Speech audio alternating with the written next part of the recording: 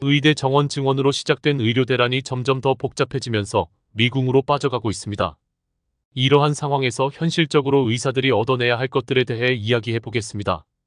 이 내용은 저의 지극히 짧고 개인적인 생각을 바탕으로 하였습니다. 이번 사태를 해결하면서 의사들이 얻어내야 할 것은 크게는 수가 인상, 보험제도 개편, 다음을 위한 대비 등이 있을 것 같습니다. 먼저 수가 인상입니다. 정부는 이번 사태를 계기로 대형 병원들을 전문의 중심병원으로 가겠다고 합니다. 그렇다면 전문의 중심병원이 되기 위해 전공의를 전문의로 대체할 때 대략적인 인건비를 계산해 보겠습니다. 전공의의 근무 시간을 채우기 위해서는 최소 2배 더 많은 전문의가 필요합니다. 또한 단순히 계산해 보아도 전문의의 연봉은 전공의의 2배 이상입니다. 이를 통해 단순히 계산해도 인건비가 약 4배 정도 증가하게 됩니다.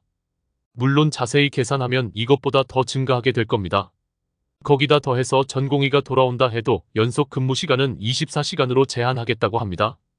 정부가 전문의 중심병원을 추진하겠다면 이에 대한 충분한 수가 인상이 필요하며 이를 받아내야 한다고 생각됩니다. 또한 필수 의료에 대한 보상도 중요한 주제입니다. 이번 사태를 계기로 필수 의료에 대한 뽕은 사라졌습니다.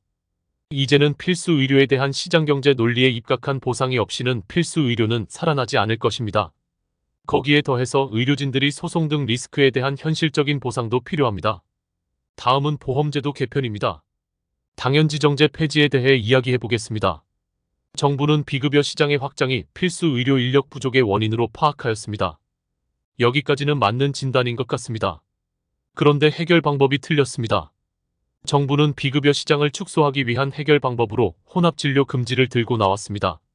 하지만 이렇게 하기 위해서는 당연지정제를 먼저 폐지하는 것이 합리적으로 보입니다.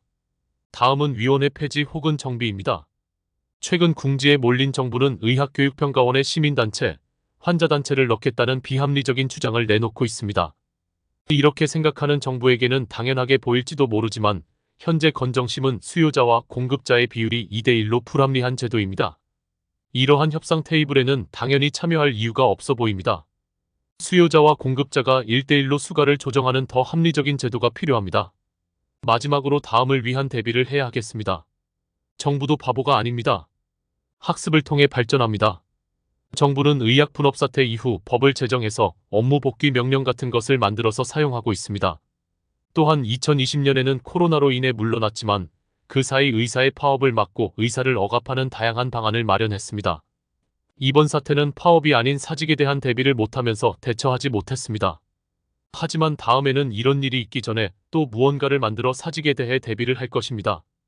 그렇다면 또 어떻게 할 것인지요? 현실적으로는 방법이 없어 보입니다. 그래서 이번에 확실히 얻을 것을 얻고 다음에 대한 안전장치를 마련해야 할 것으로 보입니다. 이상으로 현실적으로 의사들이 얻어내야 할 것들에 대해 생각해 보았습니다. 여러분의 관심과 경청에 감사드립니다. 다양한 의견을 환영합니다. 감사합니다.